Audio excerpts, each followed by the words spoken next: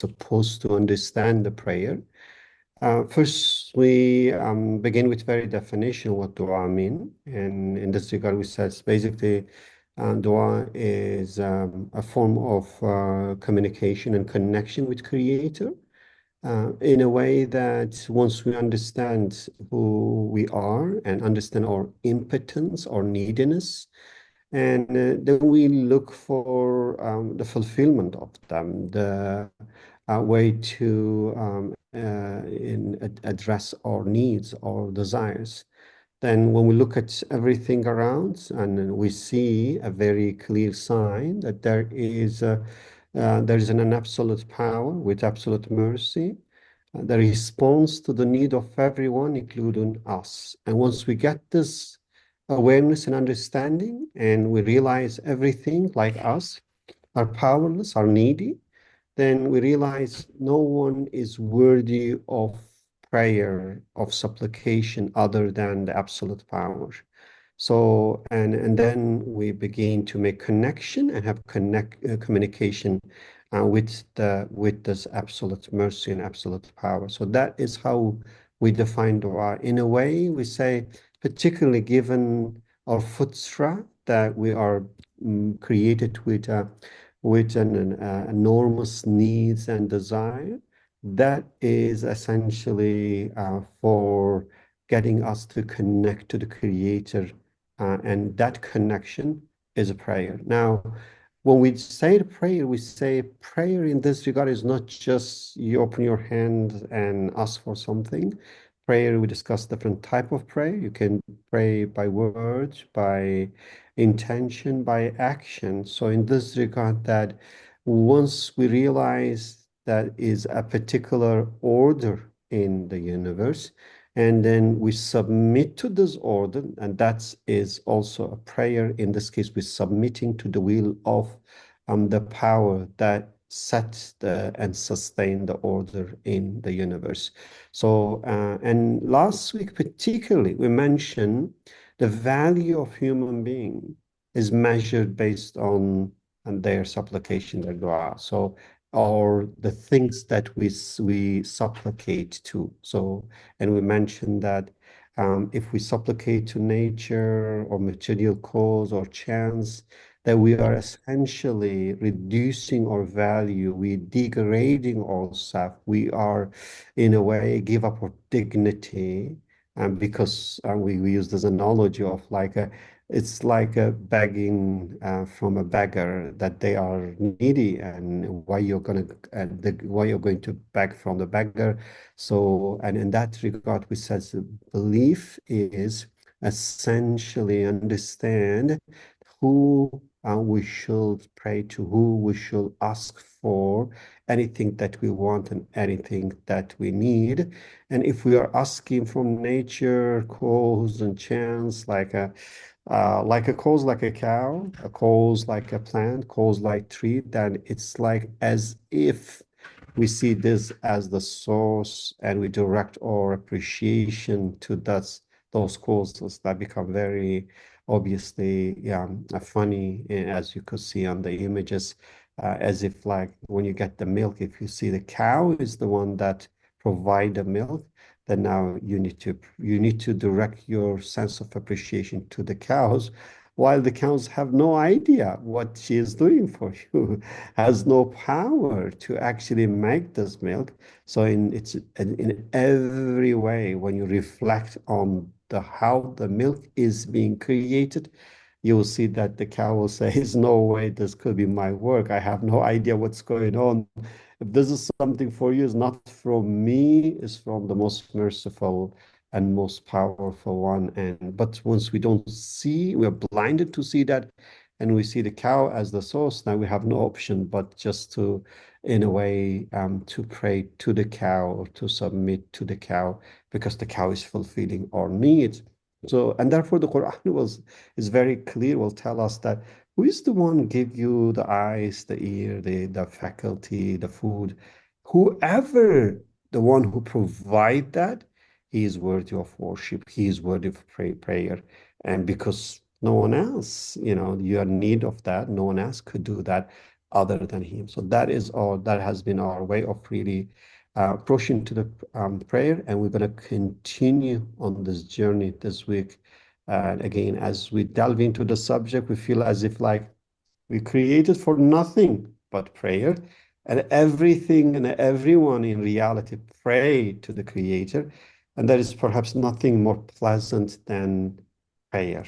So let's delve to see what else we can discover on this very pleasant and very deep Quranic truth.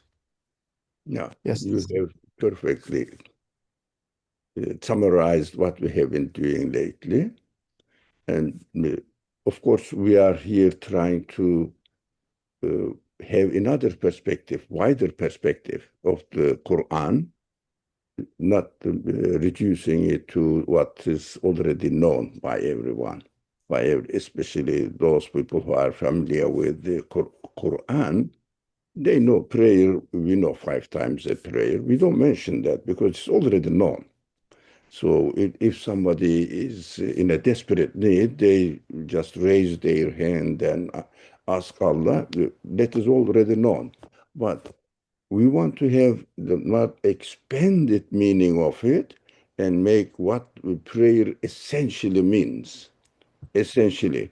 So in our relationship with our creator, with the creator of the universe, in fact, we don't only exalt the creator and say that you are the supreme being, you are the owner of this universe. So, as if we are honoring God, as if it means he doesn't need to be honored, but in fact, we are honoring ourselves. Here, this man is getting the milk from the cow and thinking that, as you perfectly summarized it, the cow is the source of existence of the milk. So, what he does, he reduces his human dignity to a position that he is worshiping God. The cow or cow represents what? All the things, the tree that we plants that we get vegetables, fruits, and for example, worshiping the sun. What does it mean? Thinking that sun is the source of it is energy. It is created in this way, but some people may think that sun is producing it is energy. Sun is the source of existence of the energy. The sun is created with this quality and continuously needs to be created. We know that sun is subject to certain order. It cannot do anything but exist as it is created within this order. This we have to be very careful always. When we pray, in fact, the object of worship for us, whatever we see that uh, uh, provides our meaning, our needs, provides our needs, this we just uh, kneel down or prostrate before that thing. That object, in fact, defines my dignity. Am I the, if you like, slave or subject of the matter or conscious creator of the universe? Am I the apt worshipper of the creator or am I the worshipper of the matter? Even people may think that we are not worshiping matter, but you have the sense of thanking, being grateful for whatever you need and you receive, whatever you receive from the universe, you put yourself in this position, saying that I am the product of you, matter. I am the product of accident. I am the product of nature. That gives your value. We have to, this side is not very much appreciated. When I feel that I am thanking the creator of the universe is different from I am thanking the tree, I am thanking the cow, I am thanking the sun. So who am I now? That is why materialist thinkers find themselves not in the materialist ideology. They say human life has no value. Why? Although we need value, we need that our existence is worth, our life is worth living.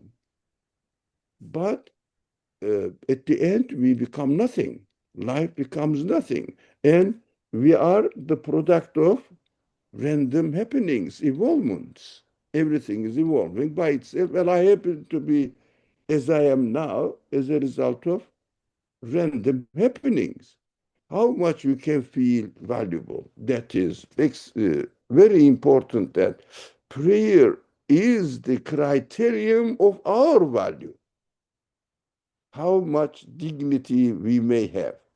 We have to be careful. Then, new subject. Now, new subject, but we are going to study this again, the prayer from another perspective. I will read this slide and get ready our minds, inshallah. Why will we study the following topic? We are going to study topic now. And I ask this question. If the relationship between humans and the universe is in harmony, humans can turn their entire connection with the universe into a prayer. It is possible. Entire connection with them. Every time we are in connection with the universe, even while we are sleeping, still we are in the universe, and still we are trying to satisfy our bodily needs to rest. This is what it means to turn our daily habits into worship of God. That is another aspect of prayer now. How are we going to turn our daily life into worship of God? Is it possible? We will see. How does this work for a believer? Now, we are looking at the matter from believer in the creator of the universe, a perspective. We are not going to talk about those people, they say that we are the product of nature, for example. The choices we make by using our free will are, the choices are a form of prayer. How? As long as those choices align with the order of the world. If we align while we are using our free will with the order of the universe, what we are doing now, we are communicating with the universe and we will get the result. Why? Because we obeyed the order of the universe, the way it is created. Now, since there is a perfect order in how the universe is created, when we make choices that follow this order, it means we are obeying the will of the establisher of the order. Now, the two kinds of attitudes that we may have. A believer says, I am obeying the will of the establisher of the order. If someone doesn't believe in the creator of the universe, what do they say? I am obeying the will of the order itself. Matter happened to be in order. Of course, no one can explain. We know that. No one explained that. How matter itself established its own order. Ask the philosophers and ask the physicists, ask the biologists, they have no answer. How matter established its own order? Which one comes first? That is the puzzling question for them. They say it is a puzzling question. No one knows the answer because it is not true. It doesn't make sense. If you want to make a machine, first of all, you have to know it. You have to know that there must be an order so that you can do something. If there is no order, you are in chaos and you are going to produce order and put yourself subject to disorder. Doesn't make sense at all. And materialist philosophers and scientists, materialist ones, know this perfectly. Do they admit it? No. Do they mention it? No. They just say it happened to be exploded and expanded. How? Within an order. Where did you get the order? Who established the order? No answer. Uh, of course, the believer says there is a conscious establisher of the order. Now, when I do something, for example, anything I do, you do, I do, what am I doing? I am obeying the will, choice of the establisher of the order of the universe. So that is acceptance, that is confirmation that if I am conscious of what I am doing, if I am conscious of what I am doing, I am obeying the will of the Creator. Therefore, I am obeying the will of my Creator. Why my Creator? The Creator of the universe is my Creator. I am within the universe. I am also a part of the created universe. That perspective is extremely important, and we are always in connection. We think that we are connecting with the universe. No, a believer in the creator of the universe is connecting his free will to the will of the creator. I am communicating with the creator, not with the universe. In fact, my body is connecting with the universe. My consciousness, my awareness is connecting with the creator of the universe, owner of the universe. That is the uh, crux, gist of worship. The, this consciousness, this awareness. Everyone, in fact, let me finish this Okay. slide.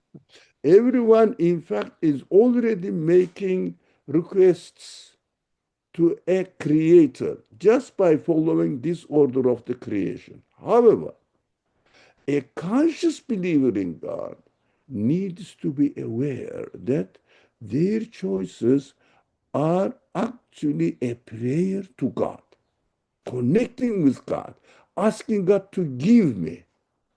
You are the one who is giving me. But materialist mind says, asking the matter to give me. You are the one, you are providing me. Matter. That is how important it is. By, by being conscious of what we are doing, when we practice our free will, we can turn our daily chores and routines into worship of God.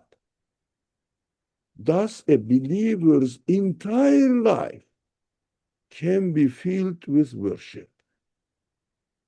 That is an amazing presentation of the Quran, which gives us this understanding.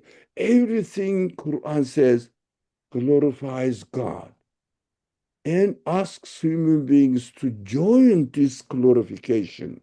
So Since everything glorifies God, it means announces the qualities, attributes with the language of the Quran, names of beautiful names, Esma'ul Husna, names of God. They are announcing, and if I am conscious of it, if I am aware of it, I am joining the glorification of the universe. In the Quran says glorification of the angels. It means angelic side of the creation, and human beings join it. When then we are always, if you like, Dr. Necati, be careful with this language so that if it is misunderstood, correct me. We are always in Jama'ah prayer, congregational prayer. With whom? With all the angels and angelic side of the universe. Everything announces the qualities of their creator. That is what the Quranic worldview is, in fact. It is extremely important to be able to understand the Quran. Quran says everything glorifies God. Isn't it? وَإِن مِّن شَيْءٍ إِلَّا يُسَبِّحُ بِحَمْدِهِ. Why do you say me this? It is an invitation.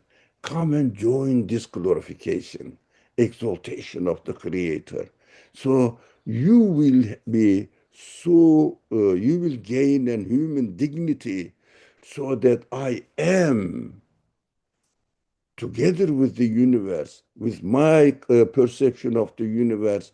We are always announcing the uh, absolute qualities of the universe and Okay, the qualities of the creator, pardon, excuse me. very good. Shall I So move or would you like to? yeah, no, no. Let me, give an example to really this very, very important point that I want to make sure that we get it quite clear. So, because if we can find a way to convert our daily routine into continuous worship, that means we're gonna live a life full of worship. That is like as if we do nothing but worship to the Creator. And I think that is really excellent opportunity if we could understand. So the point here is that to do that, that we first need to understand the the meaning of prayer in a very comprehensive sense. The prayer is submission, submission to the will of God. So in this case, that basically when we do something, if we understand that we are submitting, there is an order, and by following the order, we are submitting to the establisher of the order, then that's submission to the will of the establisher, and that is prayer. Now, I try to think about a concrete example. I kind of imagine this. It's like you live in a desert, and obviously you need many things to, survive. And imagine there's nothing but the grain of sand, and there is everywhere there are vending machines. Now, in this case, that the only way for you to fulfill your needs, you have to use those vending machine. Let's say you have to go and press on the button or put some coin, whatever is the established order. You follow them, and then you get whatever you want and need. You have vending machine for orange, vending machine for apple, vending machine for milk, and vending machine for honey. So, and the only thing is that you just put something there and then you get what you need. So here, by following that order, meaning that by seeing that vending machine must be from someone with a care, knowledge, and power, and then by realizing that what you get from the vending machine is not coming from the vending machine, because vending machine cannot make this for you, it's coming from absolute power and knowledge. So essentially, whenever you go and ask for anything from vending machine, it's not, you're not asking from vending machine, You're asking from the one who is feeling the vending machine with what you want and need. So believer in this case thinks that it is the absolute power that's doing that. And therefore, every time the believer asks for something from any apparent cause, they know that that is just a form of request. The outcome is going to be created and put in this vending machine for them. So Mhm. therefore, it's way of connecting and communicating for with creator. Non-believer, on the other hand, will go and use this order, and then they will get also most of the time, like believer, what they want, but they think is from the machine, and they address their appreciation to the machine. And obviously, at the end, once they realize that it's not the machine, it's too late, I guess, because the creator of the machine will say, go and ask the machine to give it to you, because you never thought me to be the owner. You thought the machine is the owner. So that is, I see, is the difference. So once we understand that everything is given, created by an absolute power, and the cause is just apparent cause like the vending machine, and the one that give the outcome, the product, the output is the source of creation, the creator of the universe.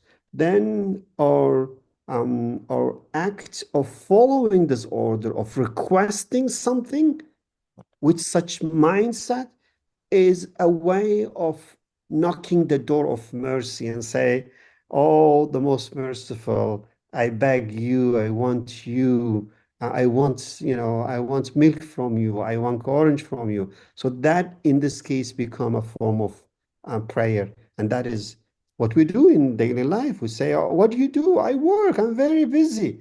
What do you do? I'm working to essentially, in a way, knocking the door of mercy and asking for something to be created for me. So if I'm mindful of that, whatever the work I do is a prayer. So I think that is a beautiful way of framing what we do on daily basis, Now, and recognizing that all of those is a way of connection and communication with Creator. And with such mindset, that now your whole life could be the life in full prayer, full consciousness of the Creator. I don't know. I really, really like that way of characterizing the prayer in such comprehensive way. do you think this guy is thinking the cow is a vending machine and thanking the vending machine? Yeah, but I don't think any farmer like this will do it. But those people who work in the lab, this materialist-minded people working in the lab, they may think so. They claim, they openly declare that nature works by itself. There is no will behind it. There is no conscious creator behind it. But if you speak to a farmer, I don't think they will say that cow is the one who is producing it, and cow itself is the source of existence of milk. They say cow is unconscious. How it is created, uh, unfortunately, the time changed. Now, let's come to this person as a representative. She is a scientist here. Now, in the example, she is working maybe on some molecules and analyzing it, but is a believer now. Believing what? Now, everything needs to be created by an absolute being. And what she's doing now, investigating the order of existence of whatever the subject she's studying. Anything, a molecule, an atom, or whatever. Maybe a cell structure of an animal or a plant, whatever. What we said, she's thinking now in her mind now as a believer. When we recognize the divine creation, here it is, our work becomes divine service. It means I am joining the glorification of everything, announcement, my maker. For example, take your telephone. What in fact, the telephone itself is saying, declaring the qualities of it is engineered. Here, as an example, human made, an example. So he says, I am also joining their glorification and trying to find out how do they make the prayer announcements of their creator. The beginning, you start saying that prayer, in fact, is conscious connection with the creator of the object that I am dealing with through the, because we cannot directly communicate with God. He's an absolute being. But through the creator, the created beings, creatures, that the creator of Rabbul Alamin. Now, this long ago, I remember when I say Allah, yeah, Allah, what do I mean? Rabbul Alamin. The Quran describes Allah, Rabbul Alamin. So without Alam, I cannot recognize God. Through my interaction and consciousness, awareness of the qualities manifested in the creation, I say the owner of these qualities manifested in the work of the universe is my Rab. So always we have to remember we are worshipping Rabbul Alameen, owner, creator, sustainer of the universe, Rabbul Alamin. That needs to be borne in mind always. The artist of everything, it means the one who created this universe, for example, here. So, although he is studying in the lab, in fact, with this consciousness, he is communicating with the creator of the object, whatever she is studying, and saying, Subhanallah, how glory you are, how perfectly creating everything and continuously changing it and in a perfect manner.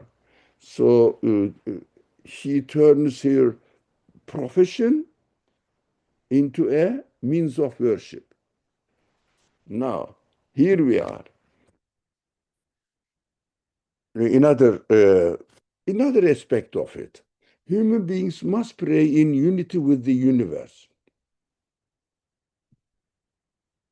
Now, we have to pray in unity with the universe. Despite constant change, the universe is maintained in order. We have to bear in mind, how do we do that? Everything changes, yet a stable structure of the order, which is called in the Quran Sunnatullah, remains. It means everything changes, but structure of the order doesn't change. What does it mean? The things cannot change themselves. They change within the structure of the order of the whole universe. So we have to bear in mind that there is nothing in this universe independently existing, independently acting. They are just created within the already established order, and we see that they have no free will. Matter and anything has no free will to choose to do.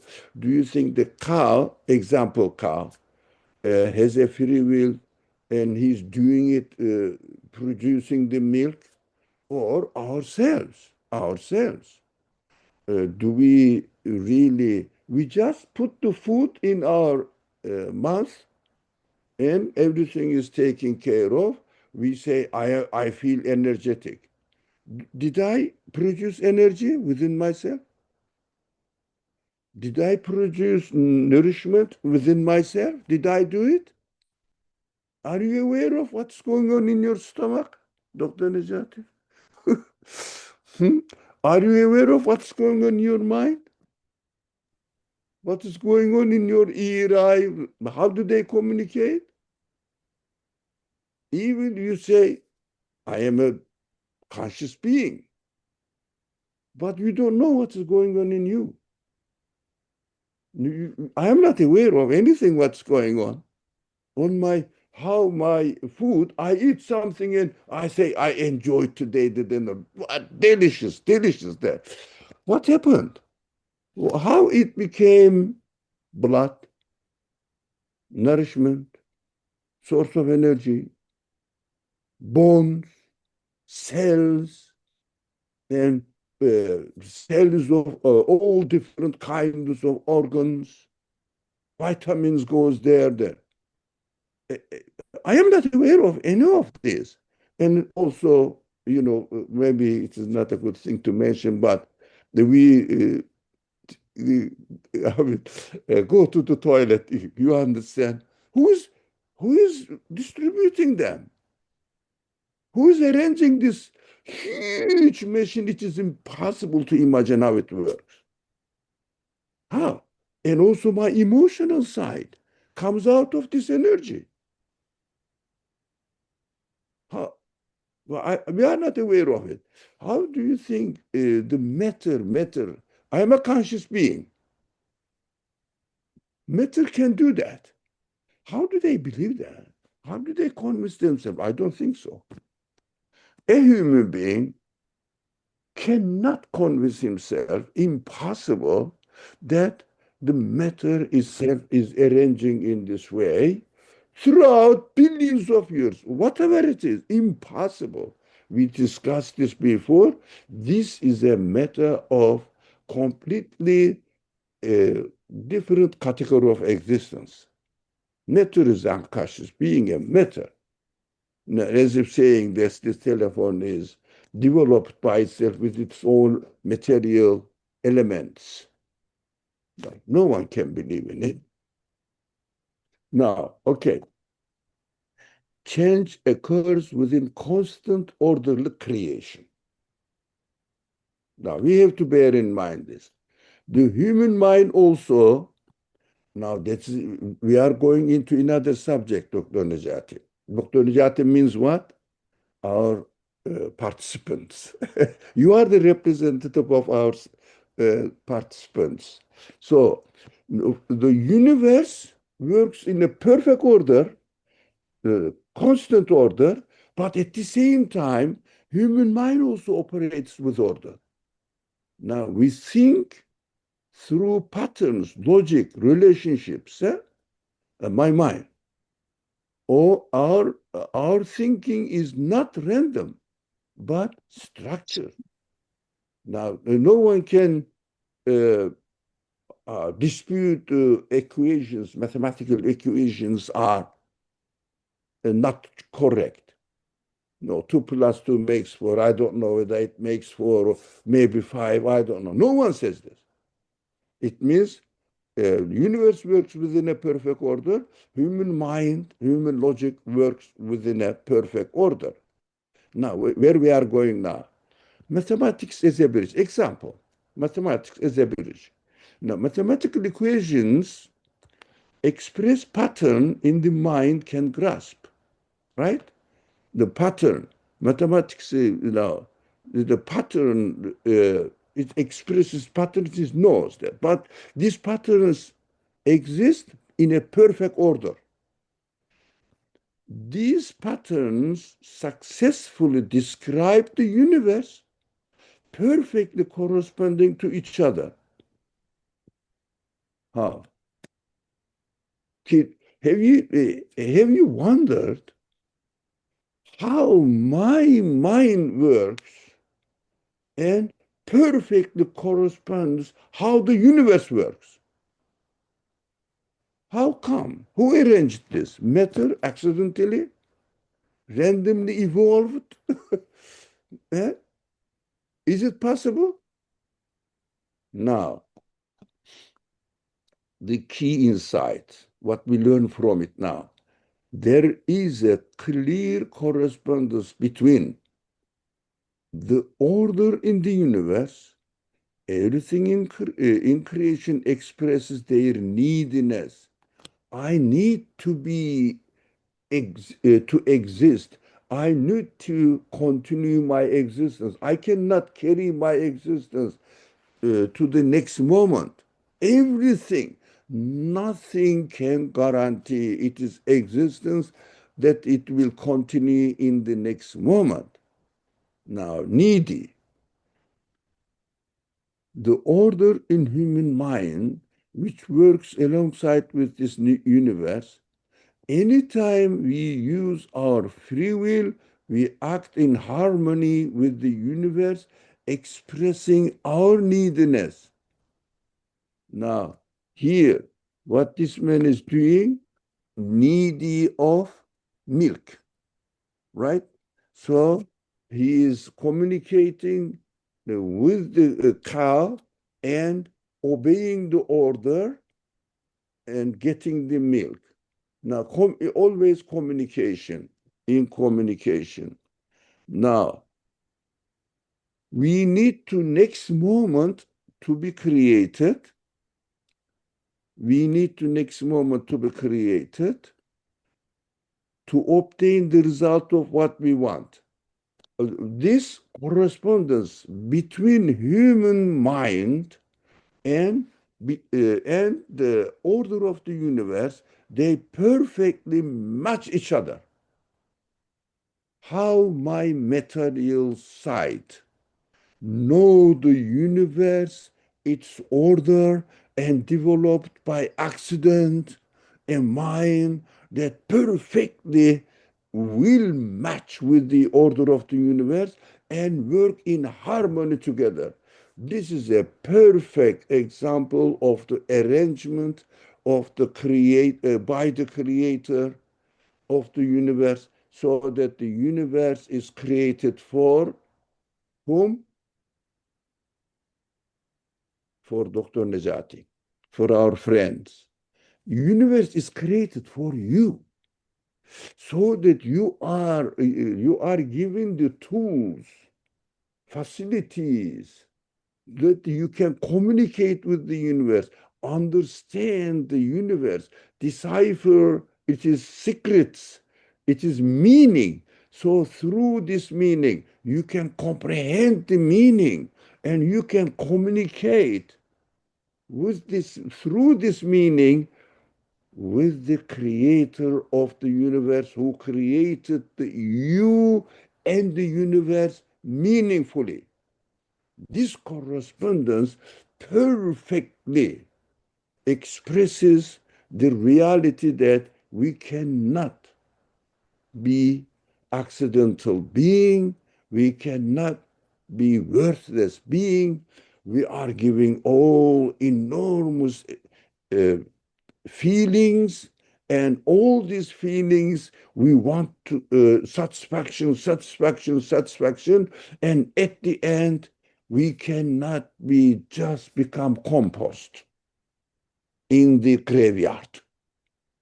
This is not human being at all.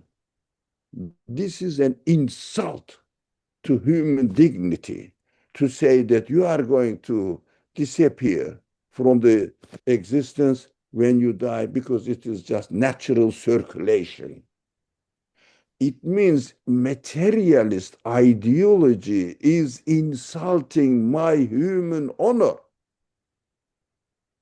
Which court will accept my complaint? This materialist man insulted me. He said, you are a compost. You are a dirt. Uh, which court should I go? International court somewhere. This man is insulting me, saying that you are an accidental being. You developed and evolved in this form by accident. And you don't have a conscious owner, creator, anything. You are just an uh, haphazard happening. There is insult. Would you like to share Yeah, anything? I want to, I think it's very important observation to understand how the universe in the state of worship and how we become part of that.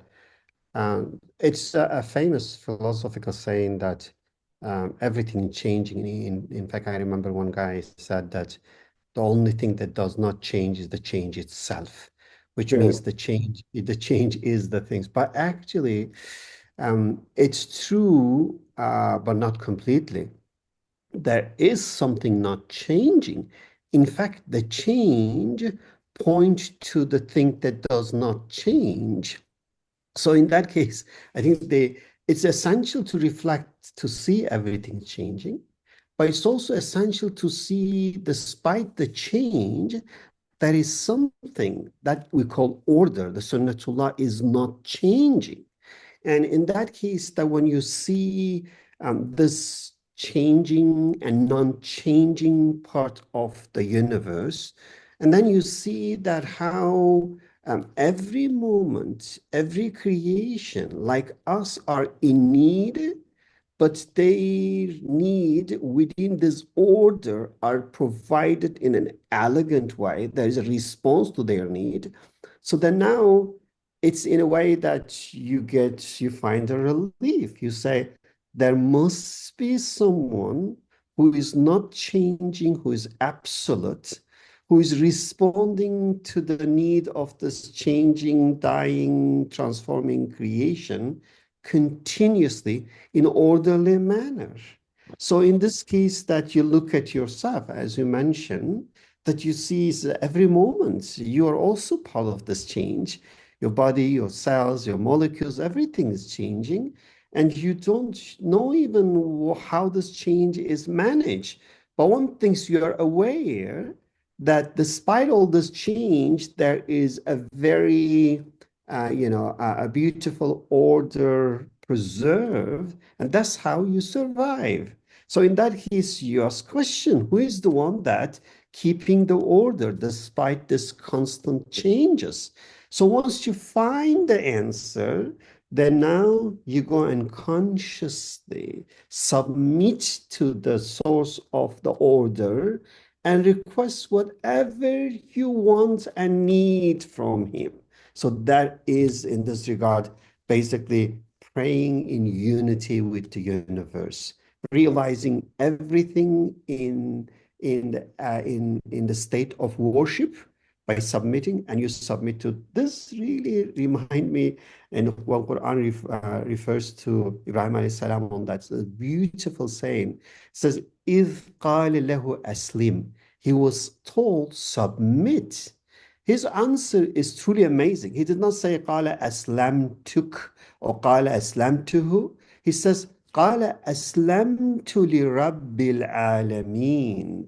So that phrase basically means that when I submit, when I worship, my worship is in line with the submission of everything's in the universe. So Rab is the sustainer. Everyone submit to him. I see that. Who am I who's not going to submit? So that is what I see the response of Ibrahim alayhi salam. So then I think that represent what we are supposed to do as a believer. Once we gain this consciousness, then we will submit along with the creation, with the whole universe, to the source of all this mercy and power. Yeah. No, this is the grace, this is the mercy of our Creator. Mercy of our Creator that we have the inclination to be arrogant, self-sufficient. I can sustain myself. No, this arrogance is always, if you like, hammered down, hammered down. Why? I cannot stop aging. I cannot stop myself from being changed. I cannot stop. Nothing can stop. Nothing can stop. So this constant orderly changing, now changing doesn't, the only thing you said, Everything changes. The change itself doesn't change. Means not enough. Change itself doesn't change, and also this change is orderly changing. Orderly changing. I'm not changing myself. Otherwise, I wouldn't age. I wouldn't like to age. I want to remain young, but I cannot. Now, my creator is saying, you know that. You cannot own yourself. You cannot say that I happen to be accidentally, I exist by myself. You have to admit that you are always given existence by me. So it is a beautiful understanding of the universe, the message from the universe we get, and we thank God.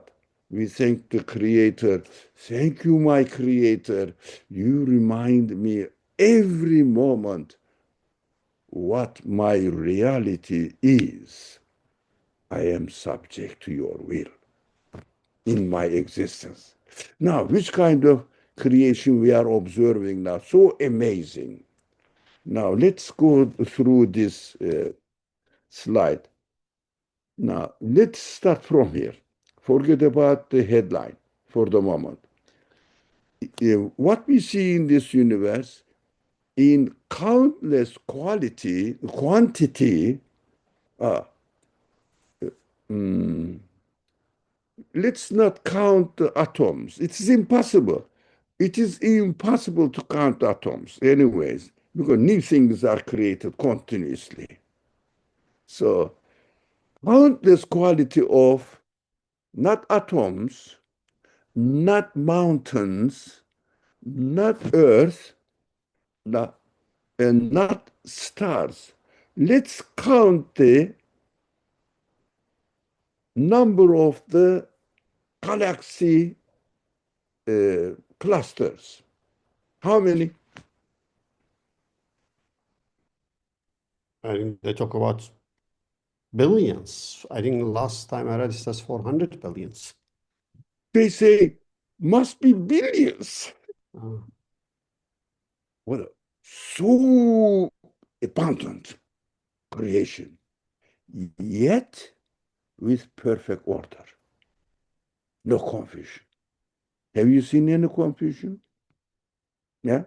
Have you seen any physicists or mathematicians saying that in this galaxy there is an disorderliness? It is not perfectly functioning. It is not perfectly created. They don't say created, functioning, they say. Have you seen anything that we cannot really put in any action, any type of events happening, put in an uh, equation? Everything is in equation. No abundance, but perfect order. The second point, with absolute speed. Now, how speedy the creation is? Now, your change. How many times your cells change in their chemical reactions in a second? Thousands. Now, thousands is just an approximation. Now, we cannot really measure the speed of change. Impossible. Absolute is the creator, yeah? That is why absolute speed, yet in perfect balance. If you do something very quickly, if I want to write something faster, I confuse everything. You know, absolute speed, yet perfect harmony. Perfect balance, sorry. Not confusion. Another aspect of the universe now, across vast distances, the distance between galaxies, the closest star you see, how far is it? If you want to go there with a light speed, millions of light year, they say. this is the closest one here. Next door neighbor. Now, vast distance, yet perfect harmony. I'm going faster now. I understood the logic, huh? Contradiction. But this contradiction doesn't harm anything at all. That is how the universe is created. We have no excuse not to understand that the universe is the product of an absolute, conscious creator who's absolute, beyond description. Now, through intermixed, how many things are going on in our body? They are so confused. We just swallow. We just swallow. We breathe air. We don't know why. We get the sunlight. We don't know what's happening. Everything is so intermixed, yet each thing remains perfectly distinct. You think there is a confusion between your lungs and your heart, your kidney, your nerve system, your blood system? There is a confusion. Is there? So, but everything is yeah, intermixed, but perfect distinction.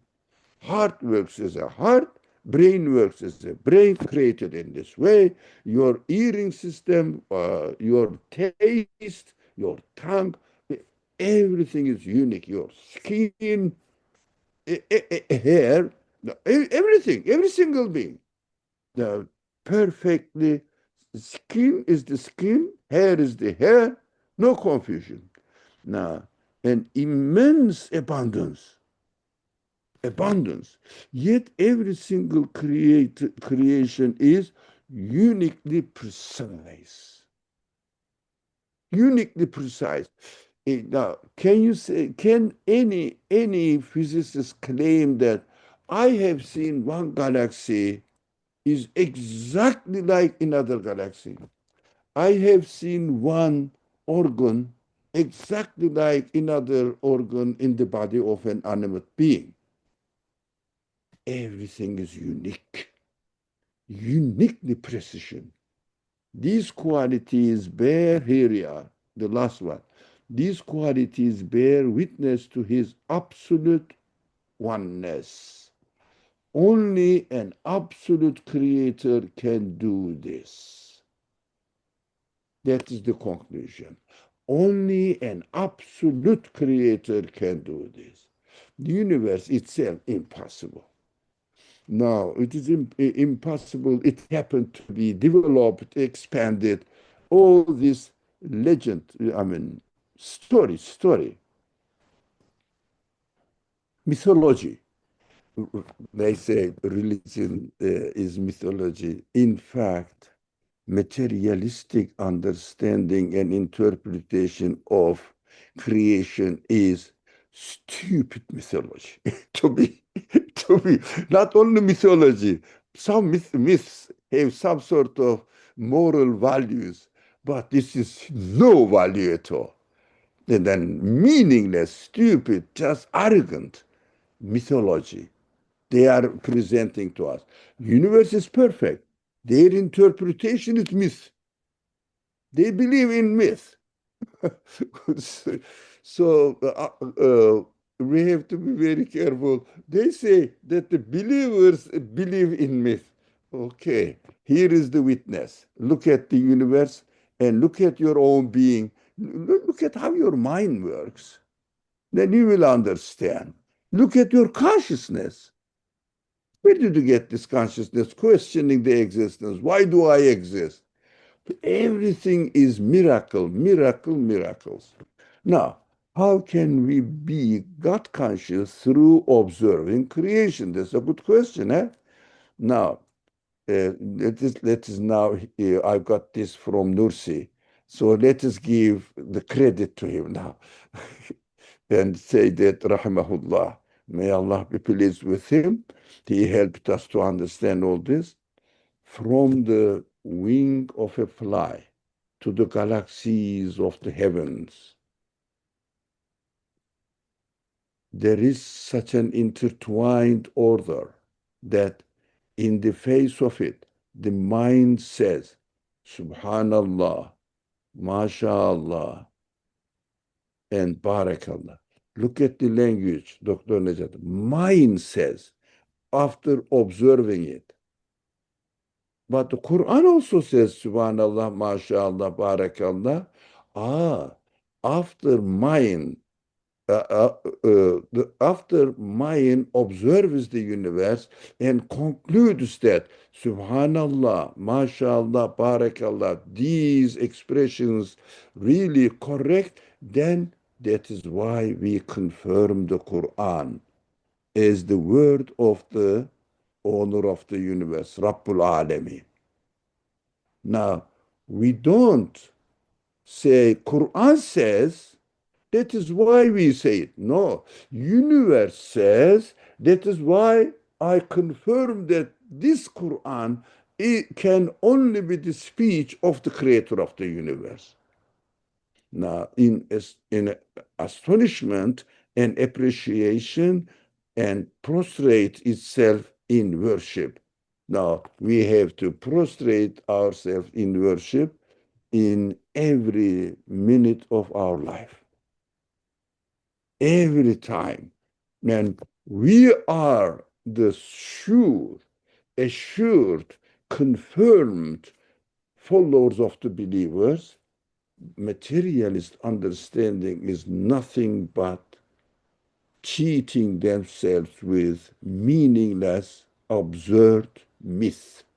That is the conclusion of today's discussion, inshallah. Okay. Thank you very much. I Now think we are that's going last to, slide. excuse me, we are Yes, going to go to human feeling side now. We just were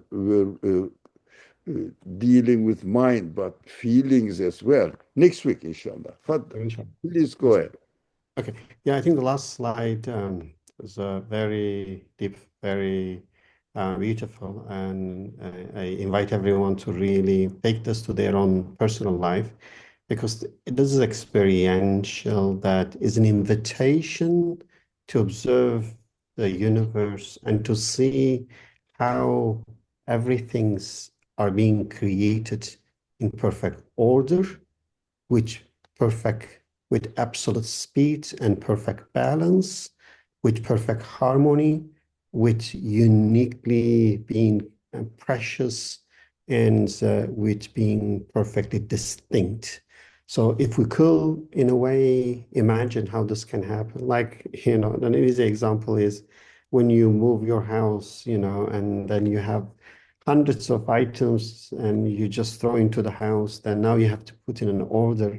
You understand that you have to have a mind to put everything in the right place, which will go to what I'm gonna go to the kitchen, when we go to the living room and another room. Now the universe is in a palace with billions of billions of billions of items.